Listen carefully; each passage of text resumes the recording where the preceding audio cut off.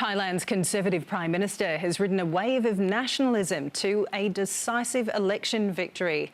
Anutin Chanwirakul's Bumjai Thai party defied the polls and converted its 71 seats to more than 190, making it the biggest bloc in parliament by far.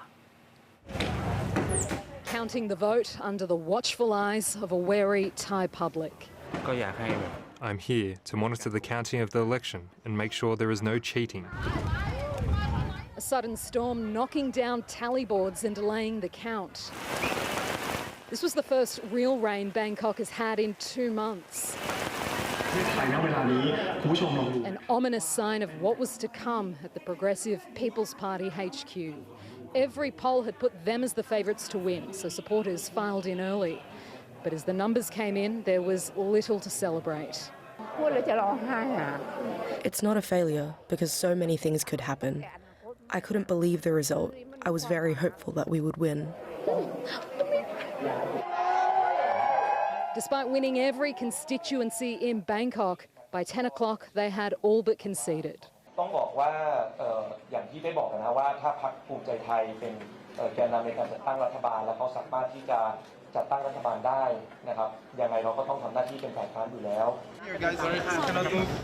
Incumbent Prime Minister Anutin Chanwiratul took a gamble when he called this snap election 2 months ago, during the height of border clashes with Cambodia. It's now paid off. He has almost tripled his seats in Parliament, to the surprise of every major poll and himself.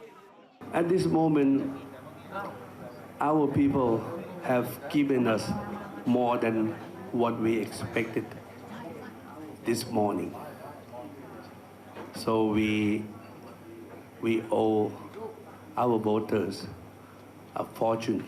Anutin Chanwiratul ran a campaign grounded in nationalism. He said Thailand is under threat and he would be the one to safeguard its sovereignty. It didn't land in the capital, but in the rest of the country it has clearly resonated. In Ayutthaya, a couple of hours outside Bangkok, it was Bumjai Thai that swept every constituency. Nobody here is talking about change. They tell us they wanted familiar faces and firm leadership. He helped the border. I want people at the border to be safe. We need to help our fellow Thai citizens. They came to help the people. My house floods every year, and the former government would only give us compensation once. This government has given it twice, so I like him.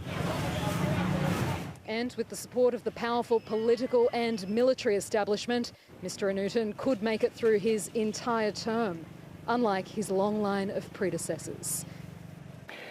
And joining me now is international correspondent Claudia Farhat from Bangkok. Good evening, Claudia.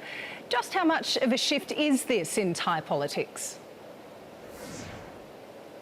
Janice, this wasn't just a step away from the progressive result of the last election, but it was a step in the exact opposite direction. This is the first time in a quarter of a century since the rise of Thaksin Shinawatra that the Thai public has handed an election win to a party that represents the conservative establishments. There are going to be many questions asked in the coming weeks and months about how and why this happened, but right now it is very difficult to deny the role that the border crisis with Cambodia did play in this election. It seemed to be at the cornerstone of the incumbent Prime Minister Anutin Chanwiratul strategy going into this. There was a huge surge of nationalism around the country as soon as those clashes broke out, and it was clear he wanted to cash in on them. Now that it's been proven to be such a winning strategy for him, it's been interesting to see he's not really shying away from that. He came out this morning and said that he now even wants to build a wall along the border with Cambodia. It's resonating with his supporters. It's hugely popular among his base, Janice,